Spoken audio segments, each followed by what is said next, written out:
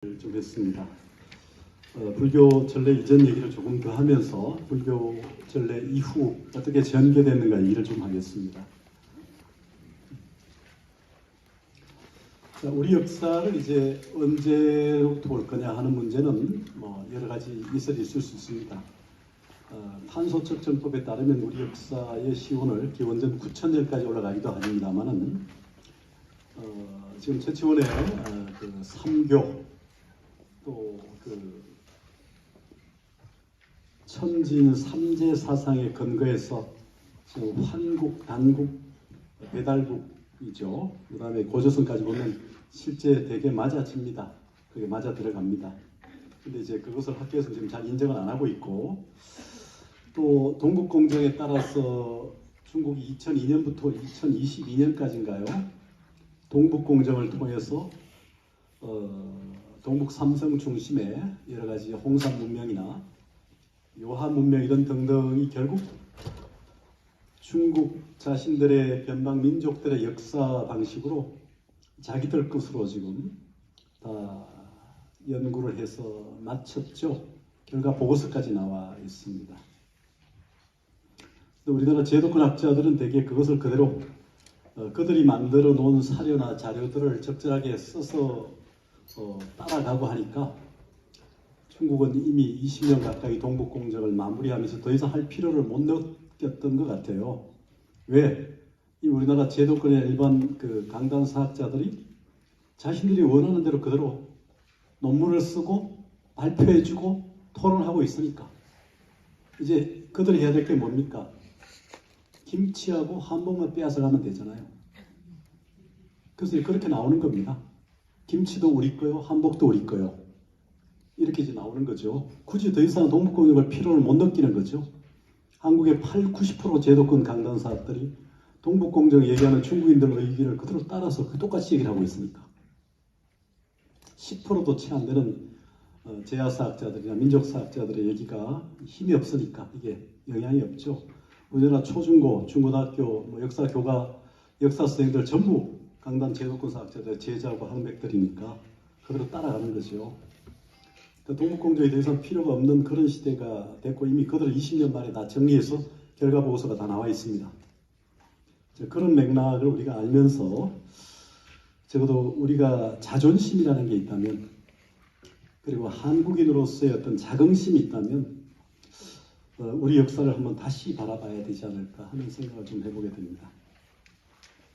자, 아까 얘기했던 이제 우리가 삼국 유사의 서문과 더불어서 삼국 유사가 추구하고 있는 부분들이 이제 신의서사와 영의서사의 관계를 대비해가면서 구성하고 있다고 보이는데요. 그러니까 이제 수직적인 신 중심의 서사, 신의서사와 수평적인 이제 인간 중심의 영의서사 이런 의미가 대비되는데, 고유신앙은 천신산신 무속신앙은 어떻든 간에 신 중심의 영의서사의 패턴을 가지고 있죠.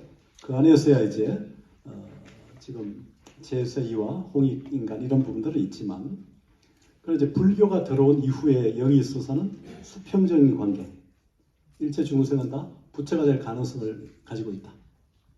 너도 부처다. 이 안에 있는 부처를 발견하는 너도 부처다. 이런 것처럼 신의서사가 이제 영의서사와 대비되면서 우리 역사를 또 전개하게 되는데, 그래서 이제 아까 얘기했던 부분을 조금 더 가져와서 얘기하겠습니다.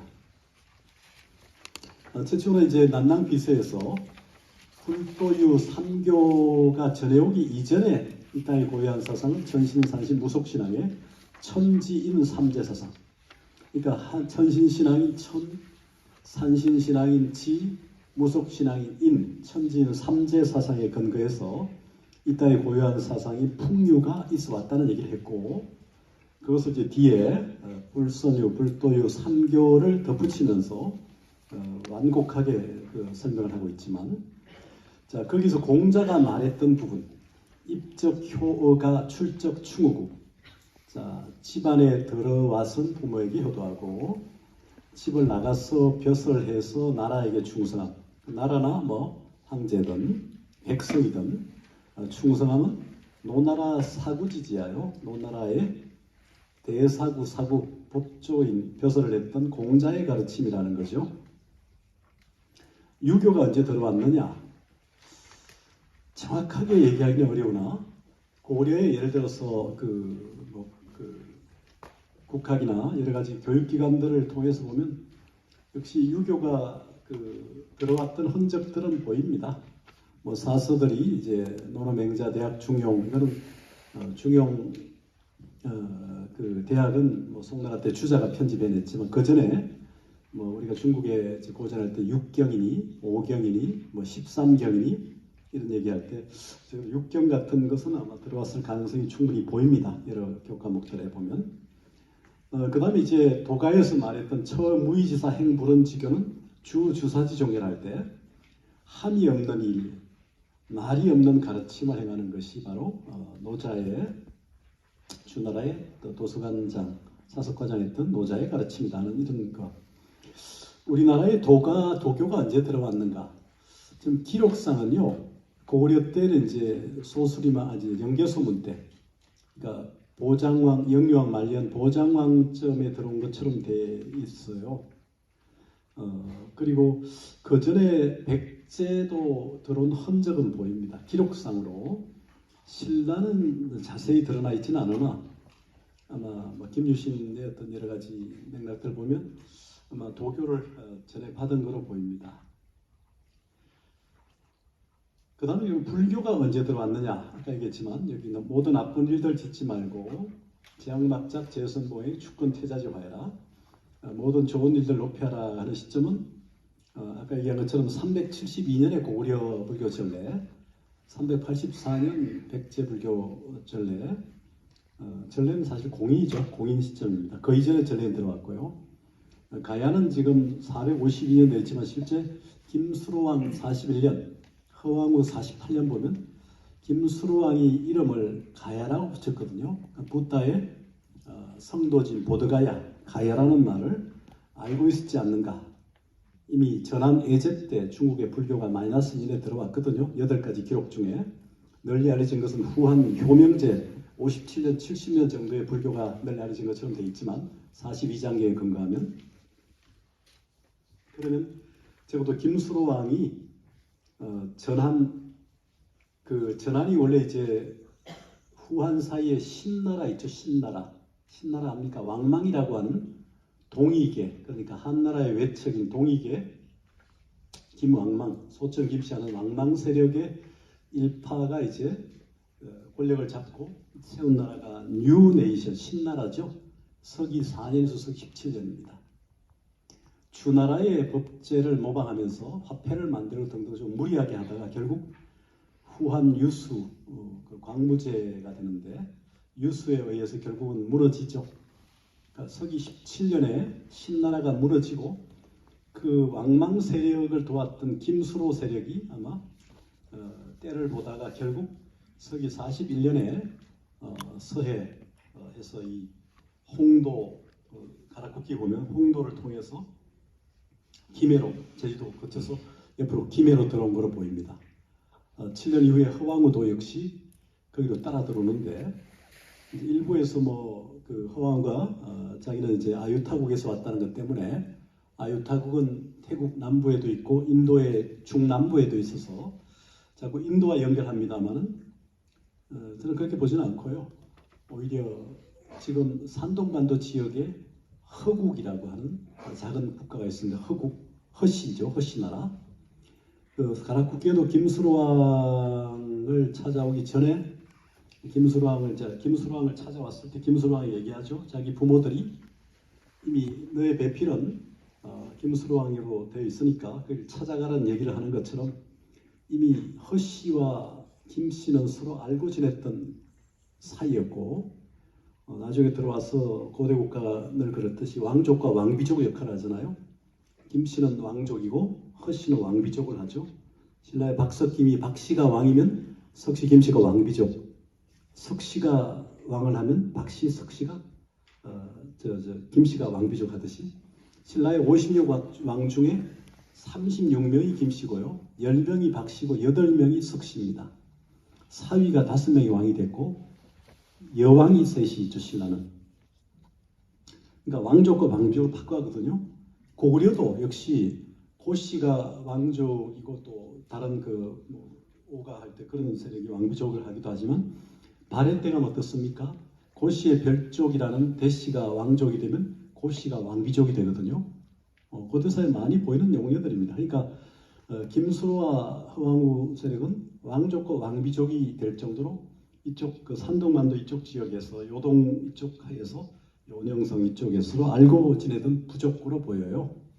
들어올 때도 한사 잔물이라 해서 한나라의 그 여러 잔물들 여러 가지 그 귀걸이 기중품들 다 가지고 왔다는 게 돼 있지 인도에서 왔다는 근거로는 볼 수가 없고 아유타국이라는 게 뭐 그런 주장도 하죠. 힌두 민족주의 세력들이 이제 후대에 만들어낸 건데 김수로 허왕우 할 때 서기 47년에 그 인도 남부 중남부에 아유타국이 없었거든요. 서기 한 4세기쯤 돼야 생기지 아유타국은. 그런 맥락을 좀 고려하면 김수로 왕 때 어쨌든 간에 불교를 알고 있었고 공인했다면 41년 뭐 48년 뭐 이 나라는 7날이 수행할 만한 곳이고 뭐 16날이 머물 곳이고 이런 얘기를 하니까 그런 맥락을 고려하면 훨씬 더 올라갈 수 있긴 합니다만 현재 공인된 일반적인 것은 452년으로 보니까요. 신라는 이제 527년, 빠르게는 263년 미추왕 원년입니다. 그때부터 눌지왕, 소지왕 때 기록도 보이고요. 527년에 법흥왕 때니까 실제로 전래와 공인 사이에는 굉장한 간극이 있을 수 있습니다. 그러니까 어쨌든 간에 신라, 고구려, 백제 다 마찬가지로 불교도가 유교가 들어온 시점으로 치면 그렇게 볼 수 있고요. 도교는 역시 고구려는 아마 보장왕 때쯤 영유왕 말년이나 백제는 조금 앞설 수 있는데 구체적인 기록들이 잘 보이진 않으나 그 흔적들은 좀 보입니다. 아마 예를 들어서 뭐 복례산 향로 같은 지금 성왕의 무덤에서 나왔다는 그런 거는 이제 불교적 그 향로일 수도 있으나 한편으로는 도교 영향 속에서 보는 부분도 가능할 수 있고 여러 가지에서 조금 더 오히려 백제가 바다 건너로 온다면 고구려보다 앞서서 도가 도교를 받아들였을 가능성이 있다고 봅니다. 신라도 도가 도교를 좀 더 일찍 받아들였을 가능성은 있는데 기록은 보이지 않습니다. 그러니까 고대에 불교 이외에 이제 유교나 도교가 들어왔던 시기를 되게 그 정도로 본다면 불교가 공인된 시점 이전에 사실은 불교도 들어왔거든요. 각 나라마다. 그런 맥락을 좀 고려하면서 생각해야 될 것 같습니다. 어쨌든 간에 최치호는 삼교의 핵심 가르침을 이렇게 뽑아서 바로 그 유교와 그 불교와 도가의 핵심을 잘 뽑아냈고 그 가르침은 이후에 상당한 영향을 미쳤습니다. 최초는 삼교에 능했던 인물이기 때문에 그래서 아까 난당 비서와 맞물려서 이런 부분을 좀 주목할 필요가 있다는 생각을 하게 됩니다. 자, 그럼 이제 한국의 불교가 들어온 시점 중심으로 좀 보겠습니다. 되게 이제 불교라 하면 말 그대로 뭐 그 부처불자 붓다가 누구냐? 자, 붓다는 말 그대로 진리를 발견한 사람이죠. 그 진리가 뭐냐? 뭐 중도 사성제다. 가장 올바른 길이 중도 사성제이고 중도를 깨쳤다. 연기를 발견했다 해서 붓다의 가르침을 핵심을 중도 연기다 이렇게 얘기할 수 있을 겁니다. 중도라는 자비와 연기라는 지혜로 이제 설명할 수 있을 텐데 우리가 지금 현재 쓰는 불기 붓다의 그 기년을 되게 치면 지금 현재 금년이 2568년일 겁니다. 불기가 역산하게 되면 기원전 624년에서 544년이 됩니다. BC N-1을 하지 않는다면 그렇게. 근데 이제 실제로 동아시아에서 1956년 이전까지는 불기가 좀 달랐어요. 그 주나라 소왕 때 치면 기원전 1029년에 석가모니가 태어났다고 써왔어요. 동아시아에서는 1029년 주나라 소왕 때. 그런데 남방 인도나 스리랑카나 동남아 쪽은 베사카다를 근거로 해서 기원전 486년 이렇게 치기도 해서 중성 전기설 여러 설이 있지만, 그래서 이제 안 만날 때는 문제가 없었죠. 한 500여 년 가까이 차이가 나도 뭐 서로 만나지 않을 때는 문제가 없는데, 우리가 만나니까 문제가 되는 거죠. 눈을 맞추고 도량형을 맞추고 시차를 맞춰야 되잖아요. 그래서 1956년에 네팔 카드만두에서 처음으로 WFB라는 세계 불교도 우위회라는 단체가 만남을 가집니다. 여기서 이제 시차를 맞춰야 되니까 일본이 상당히 영향력을 발휘합니다. 일본이 불교가 세니까. 일본은 중국을 의식하면서 중국의 주나라 소왕 1017년설을 따르지 않고 오히려 인도 스리랑카 이 불교 그쪽 그 기원으로 보고 그쪽 설을 적극적으로 밀어요. 중국을 따르는 여러 또 나라들이 그걸 받아들이기 힘들면서 결국 타협한 것이 뭐냐면 1956년을 거두절미하고 우리 남북이 500년 가까이 차이 나니까 그냥 불기 2500년으로 하자. 2500년, 1956년을 이렇게 합의를 본 거예요. 1956년에서 금년까지 몇 년이 지났습니까? 수학적으로 계산해 보세요. 68년 됐죠? 그래서 2568년이 금년이 불기가 되는 겁니다. 이것도 이제 N-1을 적용하면 뭐 스리랑카는 또 하나 1년을 빼기도 해요. 그래서 1993년에 WFB 세계 불교도 우위회를 우리나라에서 한번 열었어요. 우리나라 조계종이 고민 끝에 1년 차이가 나니까 우리가 합의 본 것만 가지고 고집해서는 안 되다 보니까 할 수 없이 스리랑카 인도 쪽 설을 따라서 마이너스 1년을 빼고 행사를 치른 적이 있습니다. 그래서 지금 우리는 2568년을 쓰고 있죠.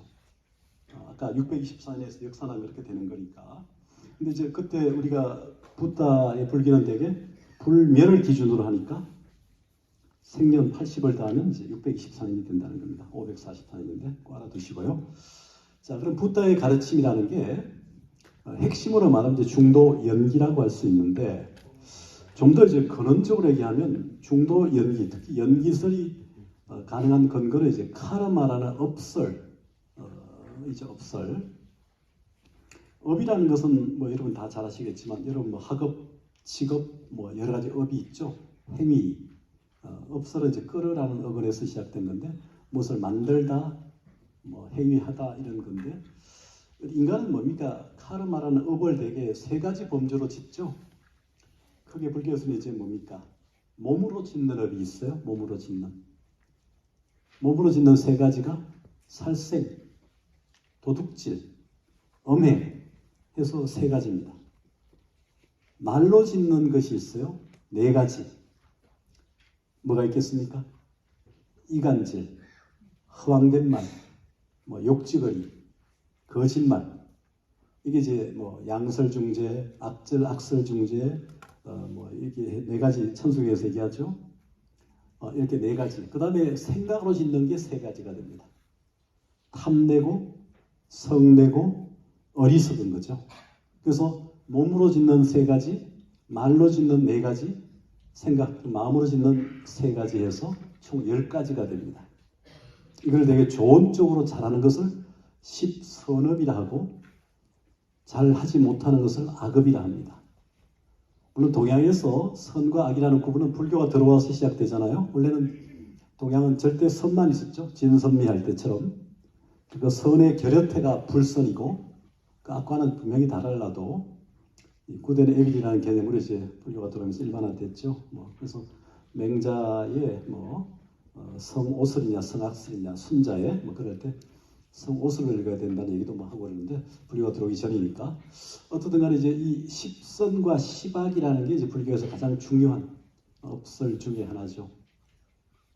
그래서 불교는 뭐뭐를 하지 말라는 금계가 아니라 핵심은 무엇을 하라는 권계. 그러니까 오계도 살아있는 것을 죽이지 말고 굴레에 갇혀있는 것을 방생하라. 주지 않는 것을 훔치지 말고 내가 가지고 있는 것을 보시하라. 성적 비행을 저지르는 범행을 짓지 말고, 악행을 하지 말고 선행, 그러니까 범행, 버라마짜리야, 청정행을 하라. 거짓말을 하지 말고 진실한 말을 하라. 정신을 어지럽히는 술, 담배, 마약 이런 거 본드 흡입하지 말고 맑고 깨끗하게 유지하라. 그래서 선업에 액센트가 가는 거죠. 10악업을 하지 말고 10선업을 지어라.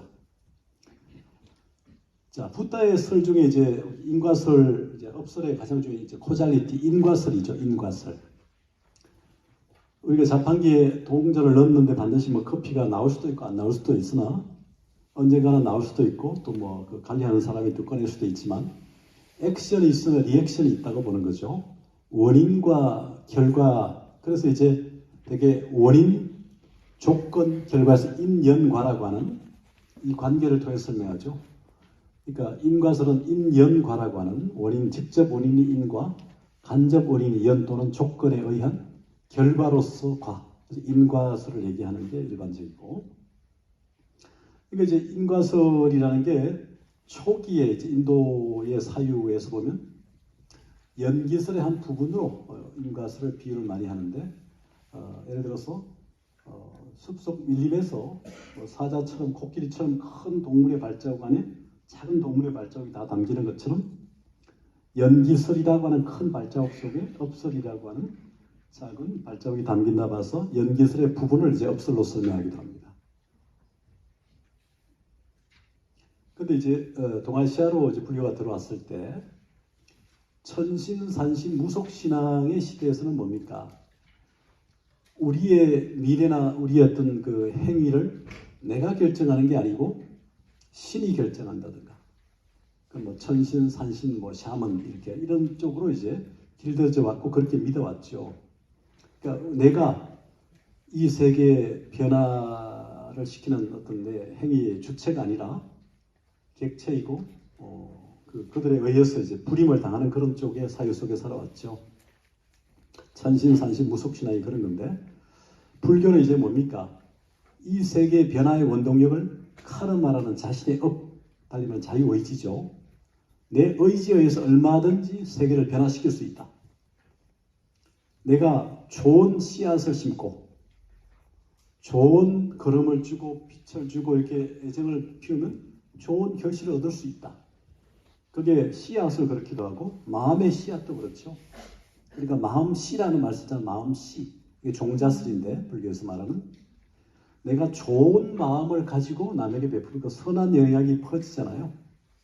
악한 좋지 않은 마음의 어떤 발해를 가지고 하면 악한 영향을 미치죠. 그러니까 그 업설이라는 게 이 세계를 변화시키는 변화의 원동력, 주체가 자유의지인 이 업이라는 거고 이런 의미를 이제 소박하게나마 전했던 거죠.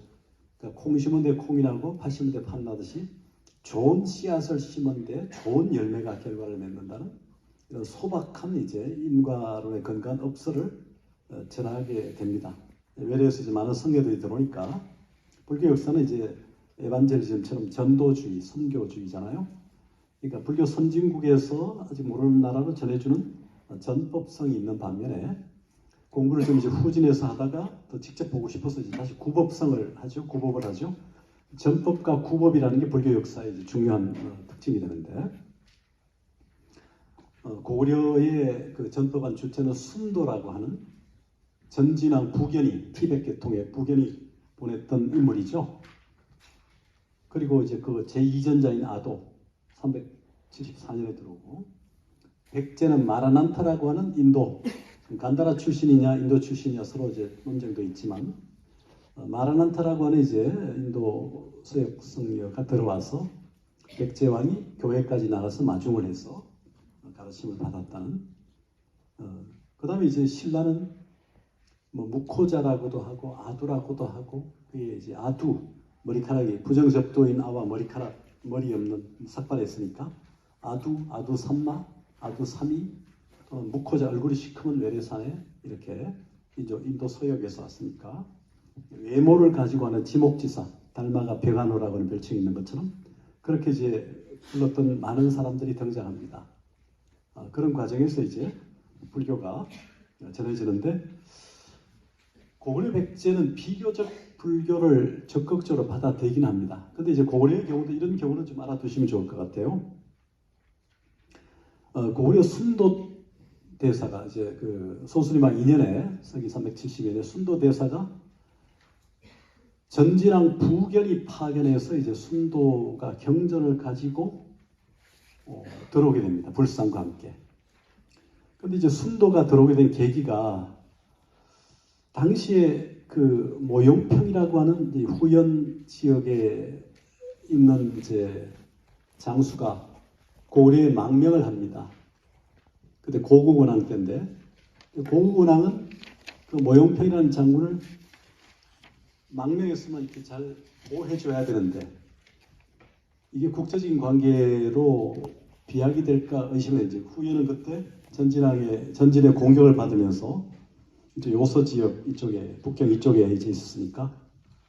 근데 고국원왕은 이 모용평이라는 장군을 잡아가지고 전진에 보내요.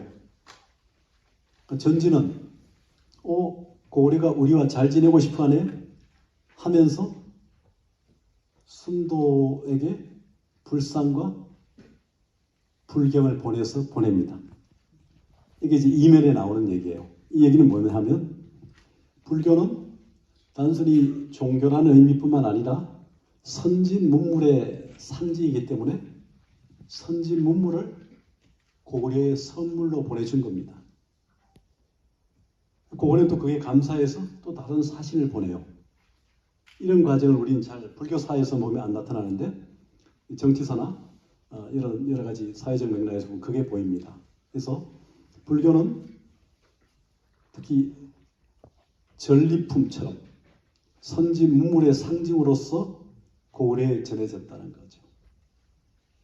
그런 기록을 하나 엿볼 수가 있습니다. 그러니까 고려와 전진의 국제적 관계 속에서 후연의 망명이은 모용평이라는 장군을 보호해주지 않고 그를 잡아다가 오히려 전진에게 보냄으로써 전진과의 관계를 잘 지내려고 했던 그런 게 보입니다. 자, 그래서 처음에 들어왔을 때 불교에 대해서 아까 전례, 수용, 공인, 유통 이런 얘기를 했는데 아마 전례되고 지역이나 뭐 백성들, 비나 빈들까지도 이렇게 들어왔을 때 아마 왕이 전에 받았겠죠. 신하들도. 그래서 이제 이렇게 교지 조칙을 내립니다. 숨신 불법 구복하라. 불법을 받들어 믿고 복을 구하라. 또 사찰을 수복 멸제지쳐 복을 닦고 죄를 멸하는 곳이다. 이렇게. 그 당시 황제나 신하들은 불교라고 하는 종교가 믿게 되면 복을 구하는 종교다. 그리고 사찰이라는 공간은 복을 닦고 죄를 멸하는 공간이다. 이렇게 소박하게 이해를 하고 있었던 것 같아요. 그래서 업설에 근거한 거겠죠. 불교가 말하는 그 업설이라는 것은 결국 인과설에 근거한 것이니까 그런 맥락으로 불교는 천신산신 무속신앙과 달리 저렇게 복을 구하고 죄를 멸하게 되면 좋은 결과를 얻게 된다. 이렇게 아마 소박하게 이해하고 있었던 것 같고 그런 부분으로 이제 불교가 점차 퍼져나갔던 것이 아닌가 생각이 됩니다. 물론 그 사이에 갈등은 많이 있었죠. 불교를 공인한 이후의 갈등에 대한 얘기는 삼국유사의 뒤에 많이 보입니다. 예를 들어서 뭐 산신을 믿거나 뭐 여우신을 믿거나 또는 이제 밀교도 좌도밀교, 우도밀교 있는 것처럼 좌도밀교를 믿거나 이런 쪽의 신들이나 어떤 상징들이 그 우도밀교, 달리 말하면 이제 정통과의 갈등 속에서 결국 패하고 정통이 이기는 그런 대목들이 삼국유사에 많이 실리거든요. 그러니까 불교가 공인된 이후에도 여전히 곳곳에서 지역 여구신이나 산신이나 여러 토착신들과 불교의 갈등 사례들이 많이 보입니다.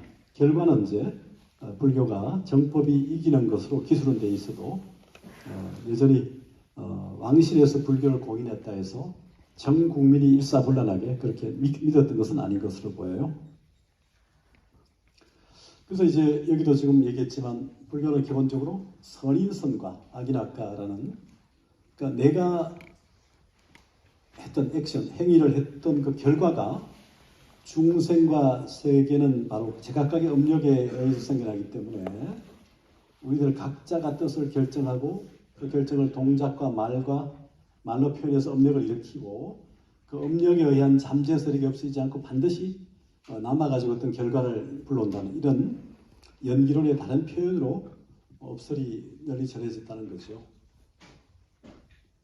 그래서 이제 업설도 조금 이런 맥락을 좀 알아두실 필요는 있어요.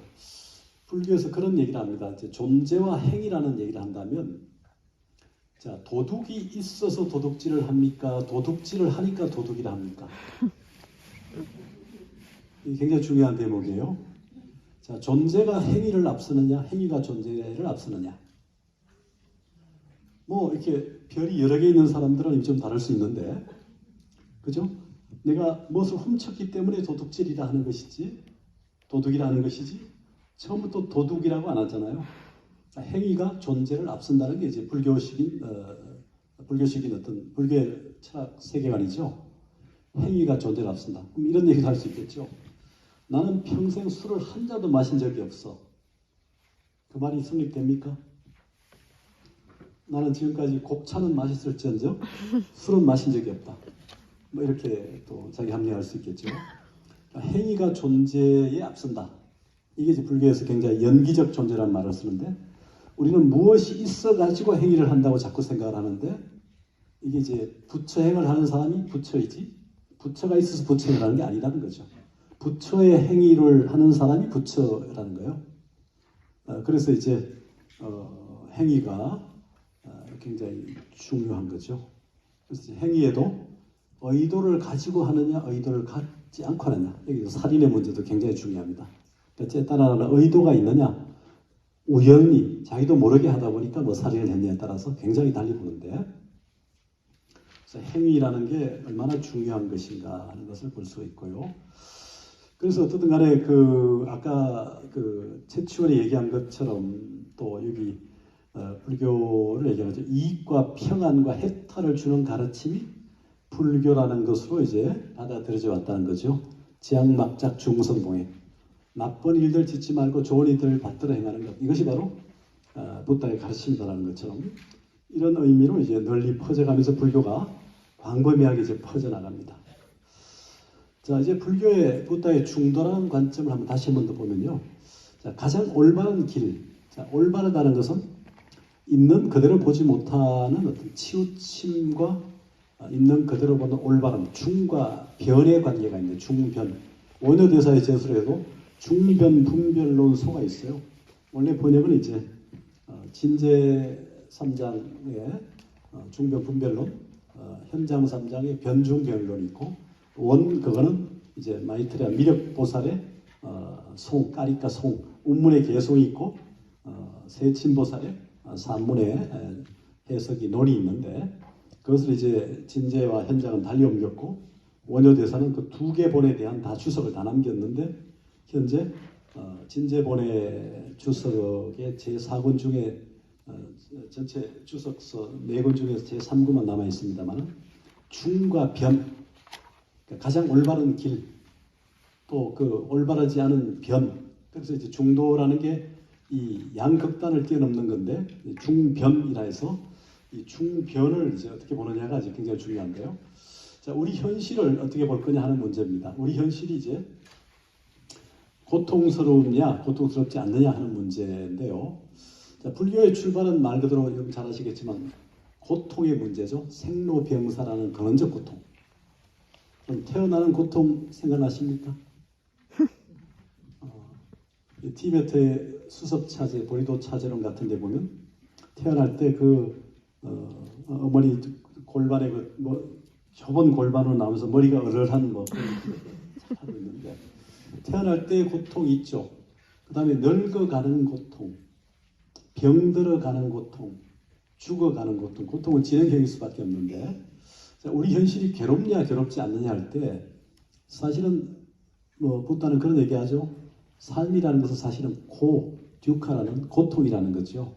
우리가 욕망을 가지고 있는 존재니까. 고통의 내용이 뭡니까? 사실은 현실에 대한 불만족, 존재에 대한 불안정이 핵심이에요. 엄마 나 챔피언 먹었어 하면 챔피언을 유지하는 게 어렵습니까? 따는 게 어렵습니까? 안 따봤어 모릅니까? 아마 따는 게 어렵다는 사람도 있지만 지키는 게 어렵다는 사람도 있죠. 그러니까 어떤 우리가 목표를 세워서 달성하게 되면 그 목표를 도달했을 때 그 다음이 또 계속 생기죠. 견물생심처럼 계속 생기죠. 그러니까 만족을 모르는 경우가 많단 말이에요.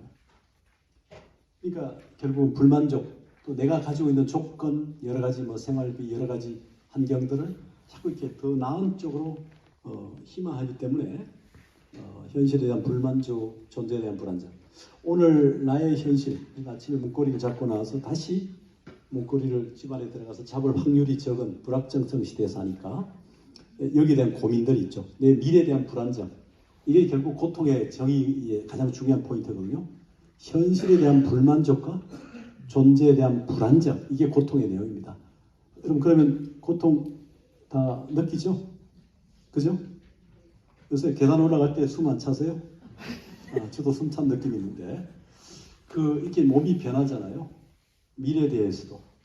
그러니까 이 고통이라는 게 사실은 뭡니까? 삶의 본질이에요. 근데 우리가 잠시 세웠던 목표가 도달하는 순간 우리는 뭡니까? 엄마나 챔피언 먹어 사는 순간 고통이 사라지죠. 근데 그게 유지되던가요? 챔피언이? 그러니까 결국 뭡니까? 우리는 만족스러운 순간을 확장하고 싶어 할 뿐 확장이 안 되잖아요. 그러니까 삶의 본질은 사실은 고통인 거예요. 우리가 호흡을 하고 욕망을 가지고 있는 존재인 한에 있으면. 그러니까 고통을 싫어할 게 아니라 고통을 해결할 방법을 못 써야 되겠죠. 그래서 이제 부다는 바로 사성제라는 것을 통해서 4가지 성스러운 길, 자각, 고통은 내가 지금 괴롭다는 것에 대한 정확한 자각이 있어야 된다는 거죠. 내가 감기가 걸렸다, 우리 민족이 분단의 고통이 있다는 걸 정확하게 자각을 해야 고통을 해결해 갈 수 있어요. 그러면 고통이 왜 생겼는가의 처방, 진단이 뭐냐면 바로 집성제, 집기, 생기. 왜 고통이 생겼을까? 구한말 이래 우리가 국제정세에 어둡고 여러 이유가 있겠죠. 외세에 대해서 준비가 없었고 또 어젯밤에 내가 너무 한절기에 맥주 한잔 했더니 문도 열어두고 이불도 걷어차서 아침에 감기가 있다 이런 것처럼 뭔가 근원적인 원인이 있잖아요. 그러면 고통을 해결할 어떤 이상적인 비전, 건강한 상태가 이제 도성제라면 사실은 거의 멸성제인데 순서를 바꿔놨습니다. 그러면 그런 상태에 도달할 수 있는 방법이 뭔가? 그게 이제 도성제인데 우리 결과적으로 일반적으로 고집멸도 이런 순서인데 사실은 고집도멸이 맞는 경우일 수도 있어요. 이제 고집멸도는 결과원인 같은 순서로 그럴 수 있는데 처방이라고 하는 올바른 길을 이제 통해서 치료한 결과를 도달할 수 있는 거고 여기 앞에 자각이라는 것은 결과이고 원인 규명은 진단인데 그렇게 따지면 고집 멸도의 순서가 맞추면서 이렇게 바꿔놨습니다. 그러니까 내가 지금 현재 고통스럽다는 자각이 분명히 있어야 해결의 방법도 모색이 되는 거죠. 그래서 이제 이러한 사성제라고 하는 것이 이제 가장 중요한 하나의 해법이고 이 방식은 이제 여러 가지 논문을 쓸 때나 우리 삶에 적용해도 다 타당성을 갖는 부분이 있죠. 그러니까 부다는 이 세계를 지배하는 힘이라는 권력과 재력이라는 이걸 가지고 있었던 존재 있잖아요.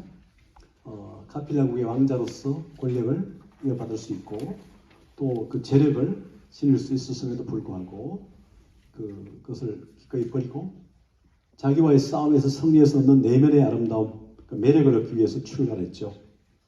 우리 김정은 같은 사람 권력, 재력 다 상속받잖아요. 삼성 이재용 회장도 그렇죠.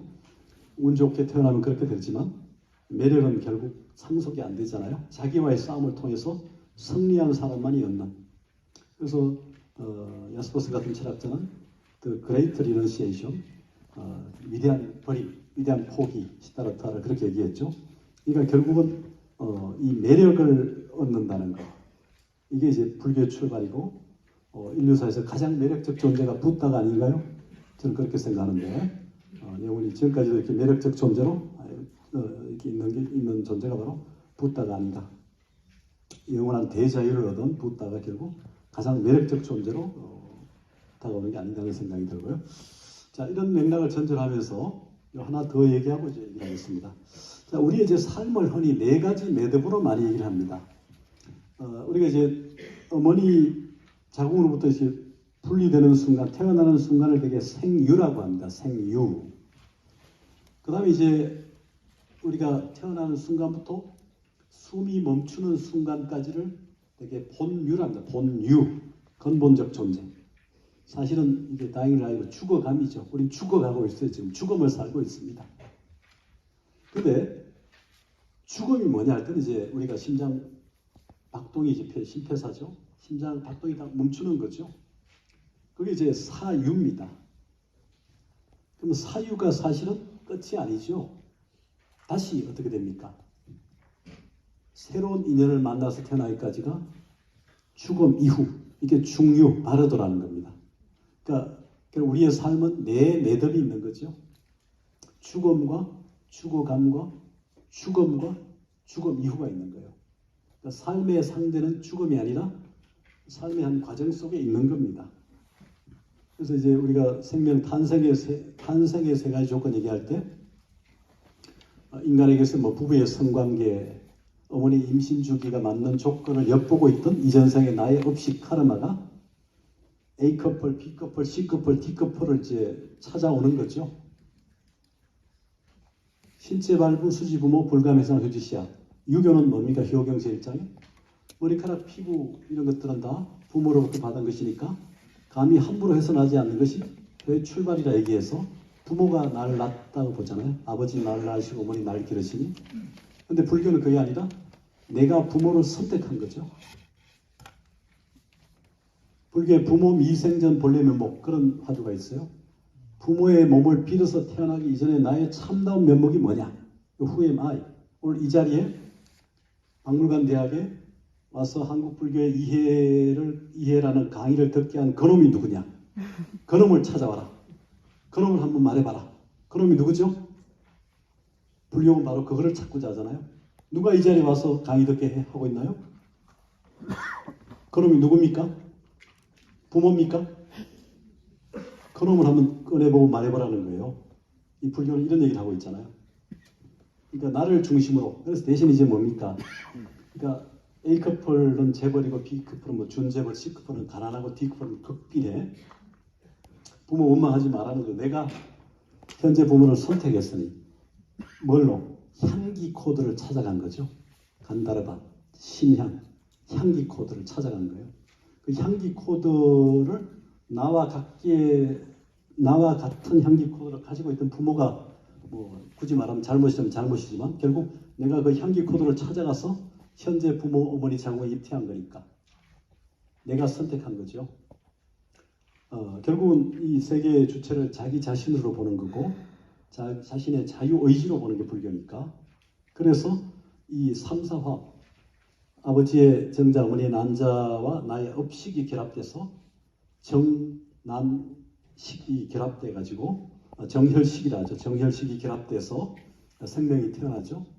반대로 생명 유지 조건은 뭡니까? 또 세 가지. 결국 뭡니까? 의식이 있어야 되고 체온이 있어야 되고 호흡이 있어야 되죠. 자, 의식이 없는 존재가 우리가 식물인간 또는 뇌사자. 뇌사자는 뇌간의 죽음이니까 일주일 내지 열흘 만에 되게 세상을 떠난다 하지만 식물인간은 훨씬 더 오래 가죠. 식물인간을 생명체로 볼 수 있느냐 볼 수 없느냐 문제가 이제 그 보람의 병원 사건 이후 환자 얘기하지만 그러니까 의식 그다음에 체온 호흡인데 결국 가장 중요한 게 호흡이죠. 호흡. 부다는 생명은 호흡지간에 있다. 들숨과 날숨 그 사이에 있다 얘기하는데 그래서 이제 그런 의미 그래서 생명에 대해서 죽음에 대해서 불교가 말하는 얘기가 바로 이런 얘기죠. 생로병사. 그래서 이 고통이라는 것을 한마디 얘기하면 태어나는 고통, 늙어가는 고통, 병들어가는 고통, 죽어가는 고통. 이게 고통의 범주고 이게 근본적인 네 가지 고통이고 또 한 네 가지 고통을 더 얘기하면 뭐 세 가지 추가할 수도 있는데 애별이고 사랑하지만 헤어져야 되는 고통.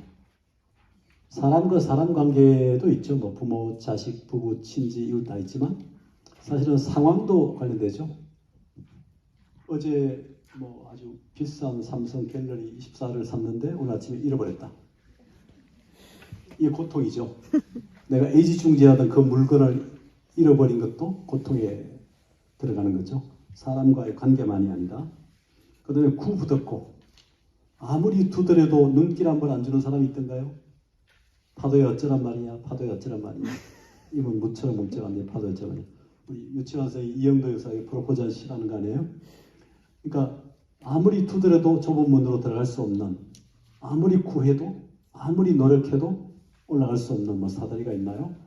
이게 고통이고, 원정회고, 미워하고 정오하는 사람이 만나야 되는 고통. 그를 피해서 저 도봉구에서 화곡동까지 이사했는데 어제 여기서 만났어. 이런 게 있나요?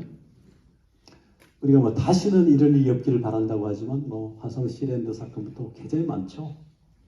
그 화성 시랜드 사건 뭐 잘 아시죠? 그 우리 두 아이의 이런 교회 성경학교의 두 아이 엄마 중에 한 아이가 보내졌다가 90년대 중반인가요? 세상을 떠났죠. 화재가 나서 그랬나? 그래서 이제 그 어머니가 국가대표 유도 선수였잖아요. 그래서 DJP 연합 때 김정필 총리가 이민을 떠나려고 하는 이 어머니한테 88 올림픽 금메달 2개도 우편함에 보내고 제발 이민만은 좀 가지 말아달라. 당신은 공인이 아니냐. 그러니까 우리 아이의 안전도 지켜줄 수 없는 나라에 난 데서 살 수 없다. 한 아이를 지켜야겠다 해서 호주로 이민 갔잖아요. 2015년쯤인가 중앙일보를 보니까 한 20년 만에 인터뷰를 했더라고요. 호주에 가서 중국집을 하던데 두 아이 중에 한 아이를 잃었는데 그 사이에 둘을 더 낳았던가 해서 인터뷰를 했던데 한국이 20년 지나도 별로 달라진 것이 없는데 그 원인 보니까 교육에 문제가 있는 것 같다. 뭐 그런 얘기를 하는 기억이 좀 납니다만 그 이후에 우리가 뭐 얼마나 많은 일이 일어났어요. 뭐 대구 가스 지하철 문제부터 너무 많이 잊어버리잖아요. 그러니까 이제 그런 고통이 계속 이어지는 건데, 자 그래서 이제 그 고통을 어떻게 끊을 거냐 하는 문제들. 그래서 아까 얘기했듯이 제약막작 중선봉행 또는 재선봉행, 자전기 시제불, 이게 이제 칠불 통격이라는 겁니다. 자, 그 경주에 황룡사 가면 가습불 연자석이 있죠. 자, 불교에서는 과거 칠불을 얘기하는데 비바시불, 시기불, 비사부불은 과거에 붙다라고도 얘기하고 비바시, 시기, 비사불, 구류손, 구나모리, 가섭, 서가모니불. 자, 7부처가 있는데 현생의 7부처, 그러니까 현재 서가모니불 이전에 뭐 서가모니 포함해도 좋아요. 과거 장음급의 부처는 바로 비바시, 시기, 비사부불이고 현재 현급의 부처는 구류손, 구나모니, 가섭, 서가모니불입니다. 미래의 불은 이제 미륵불이죠. 그래서 불경에서는 이제 과거 7불을 얘기하면서 과현미 3세를 얘기하잖아요. 불교는. 근데 유교는 1세 종교죠. 현재만을 얘기하죠. 괴력난신 잡으러. 그 다음에 기독교나 이쪽은 뭡니까? 2세 종교죠. 현재와 미래를 얘기하죠. 하나님의 피조 이후만 얘기하니까. 그래서 결국은 뭡니까? 불교의 마이테레아 미륵은 뭡니까? 메시아니까 과거를 빼면 현재 구류손불, 구나모니불, 가습불, 서가모니불 다음에 미륵불에서 5번째가 미륵불이에요. 과현미 3세는 미륵이 안 들어가도 과거 7불에는 지금 얘기할 때도 현재와 내세만을 얘기하기 때문에 미륵이 5번째로 들어가는데 여기서 과거 7불들이 공통적으로 일깨워준 가르침이 바로 제약막작 중선보행 자전기 시제불교. 나쁜 짓 하지 말고 좋은 일들 많이 해라. 스스로 제 마음을 깨끗이 하는 것. 그것이 바로 부다들의 가르침, 과거 7불들이. 불교의 핵심이 뭡니까? 마각하고 봉선하라는 거죠. 그래서 결국은 자전기, 자기 마음을 깨끗이 하는 것. 이게 이제 수행이고 결국 그게 부다가 되는 길이죠. 이런 가르침을 이제 소박하게 전했고 이게 전통적인 토속 토착 신앙과는 전혀 다른 것이어서 상당한 울림이 있었던 것 같고 그게 이제 무속적 사유를 이제 불교적 사유와 대체하는 무불교체라고 하는 그런 방식이 바뀝니다. 전해집니다. 그래서 여러분 이제 경주에 가면 그 삼국유사에 나오죠. 과거 7불들이 머물던 곳이다. 그래서 칠처 가람지허 그런 말 있죠. 황룡사, 분황사, 예를 들어서 그 사천왕사 등등 쭉 있잖아요. 그러니까 527년에 법흥왕에 의해서 천경림의 그 나무가 베어지고 처음에 이제 2차도는 있지만 절이 세워진 527년, 535년에 절이 지어진 걸로 보이는데 문무왕까지 한 150년 동안 과거 그러니까 달리 말하면 과거라도 좋고 천신산신 무속신앙의 성소들이 전부 절로 대체돼 갑니다. 그게 무려 한 150년 가까이 걸려요. 그러니까 새로운 신앙이 새로운 종교가 신라에 들어와서 전통 신앙의 고유한 성소를 새로운 신앙의 성소로 대체해가는 시간이 적어도 한 150년 걸렸다는 거죠. 법흥왕 때부터 문무왕 정도까지, 사천왕사 정도까지. 그렇게 오랜 시간이 걸려도 여전히 그렇습니다. 그런 부분을 좀 알아둘 필요가 있고요. 그 다음에 이제 사상 기반 얘기를 해야 되는데 한 10분 쉬었다가 또 하겠습니다.